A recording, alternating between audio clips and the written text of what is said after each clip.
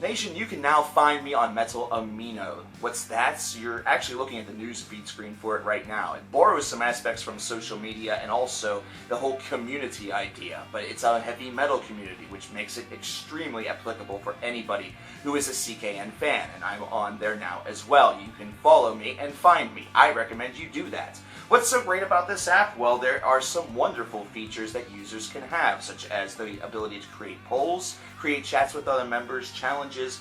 You can post videos, so if you have a channel, there's a good chance that you can get some notice. If you have a band, you can also share it with other members of the community.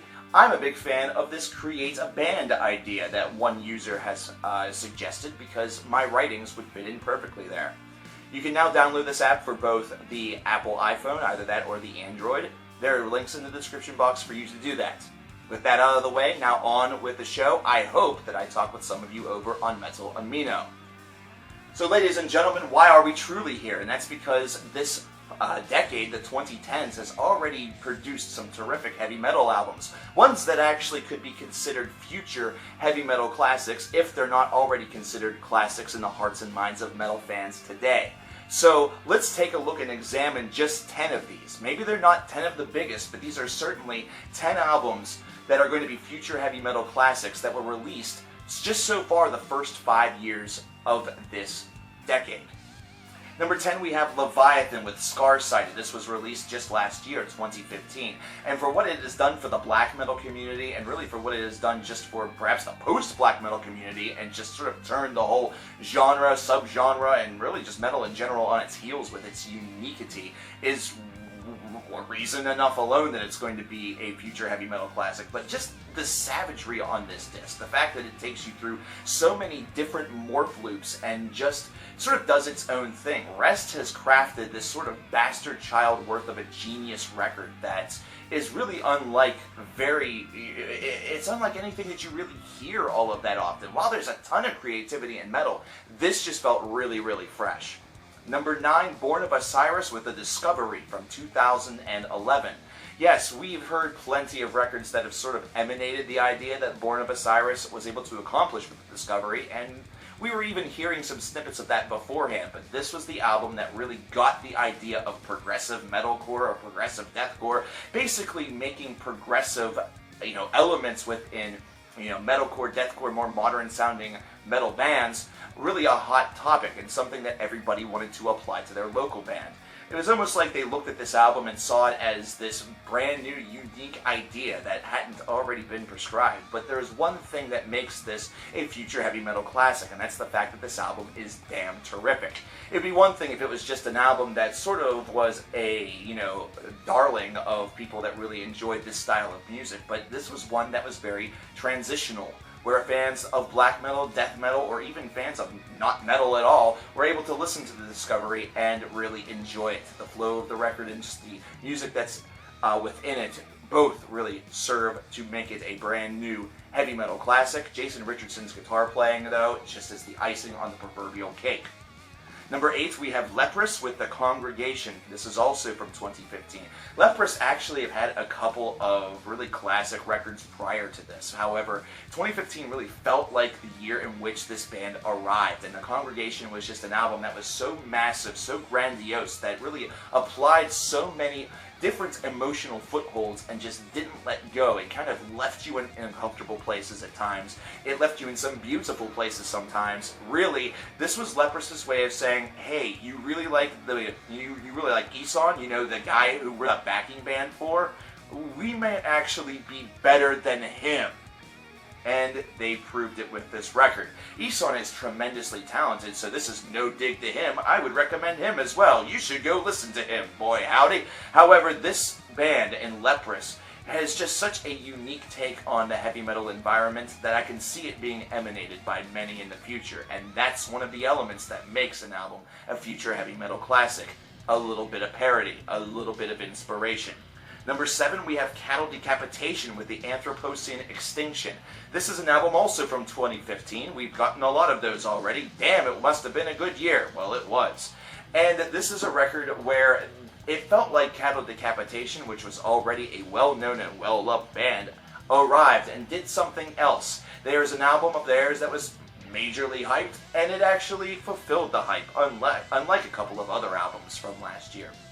But this is going to be one that's going to be one for the ages. The savagery, the brutality, just the raw nature of this album, even though it was very well produced, is going to influence a lot of younger fans, younger individuals that perhaps are getting into extreme metal for the first time to really consider it maybe as a career path whenever it comes to heavy metal music. This may actually cause some people to stray away from some of the other popular footholds that currently exist in the heavy metal universe and lean a little bit more toward the extreme category.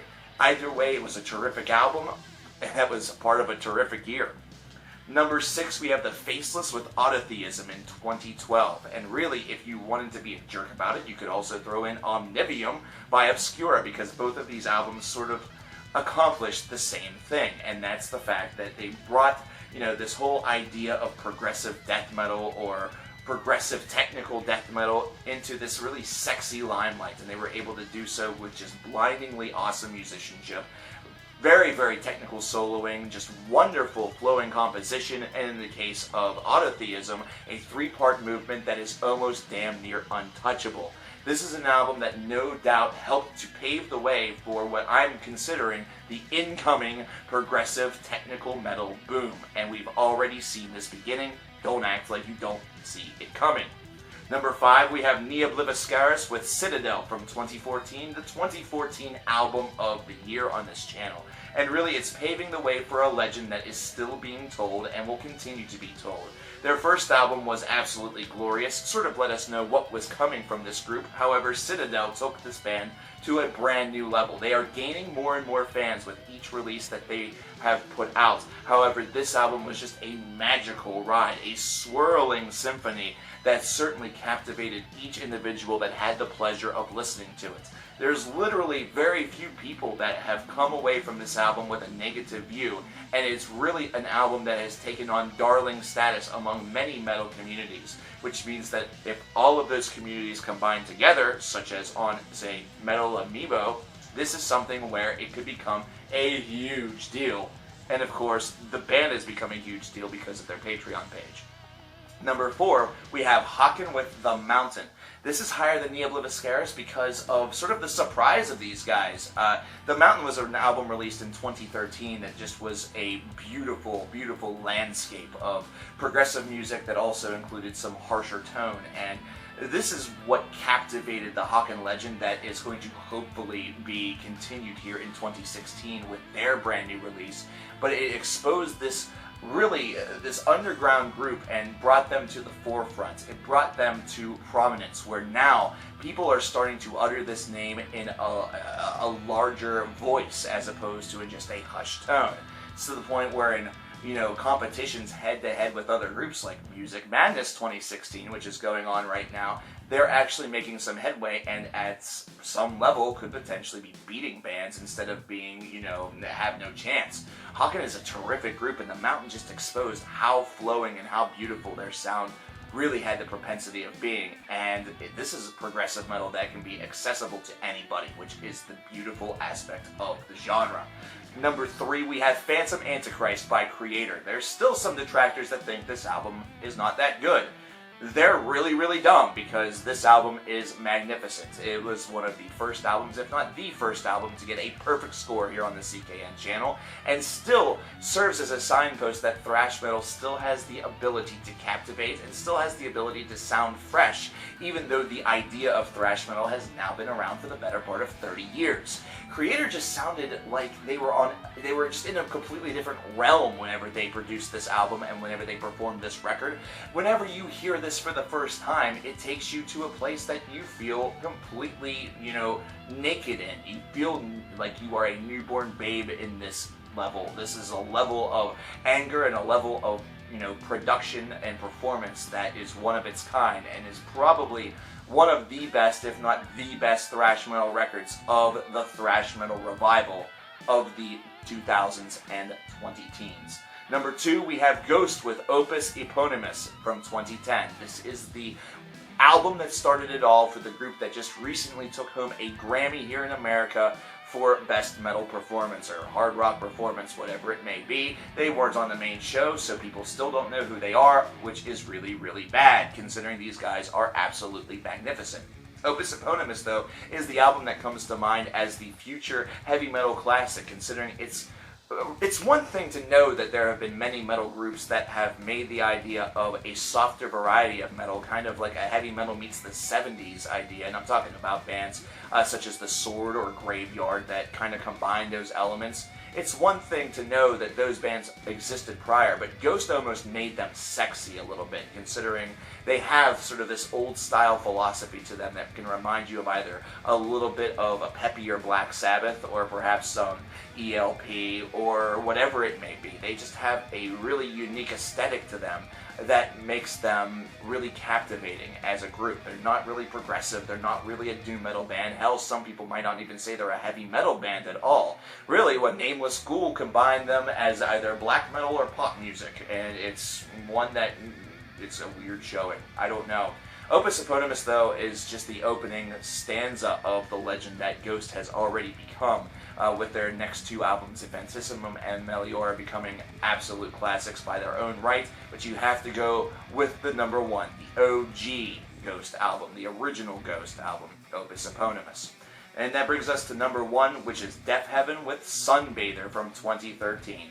This one might seem like it is a cult or indie pick, or, a sexy pick, one that everybody has talked about to death and now they're all sick of. But the one thing that you have to understand is that whenever it comes to heavy metal classics, there has to be a bit of a buzz that surrounded it. It had to make an impact whenever it was released. And if there's one thing that 2013 certainly proved, was that Sunbather made an impact whenever it was released.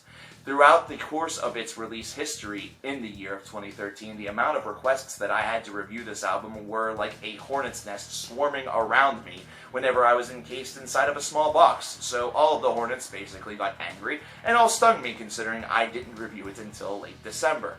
Plus, this was a buzz that you couldn't avoid even into 2014, whether it be on social media, whether it be just talking inside of metal forums, or just talking to a couple of your friends that also seem to enjoy the genre.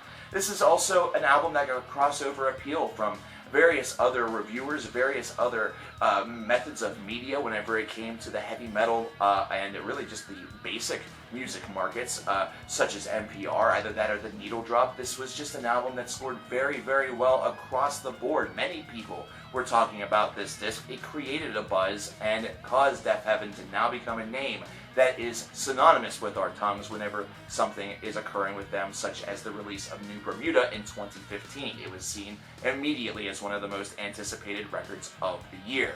That's the kind of buzz that only comes from a previous record that blew people away. And that's what Sunbather exactly did. It might not be a sexy pick anymore. In fact, it might seem like an annoying and a safe pick. But the reality of it is that I have not seen anything, any sort of hype for a record from a band that previous to this was known in small circles and hushed tones. I have never seen a quick evolution as I did with Deafheaven's Sunbather. And that's our list, ladies and gentlemen. Do you agree with this list? Are there others that you would have added instead? Leave your responses in the comments below. And while I have you, once again, check out Metal Amino. This is a cool app. There is a link for the downloads down in the description box below. And also check out the CKN Patreon page. We're still trying to get $250. That way we can do a 24 hours of CKN in late April. With that being said, I thank you very much for watching. My name is CoverKillerNation, and I will talk to each and every one of you guys later. Take care.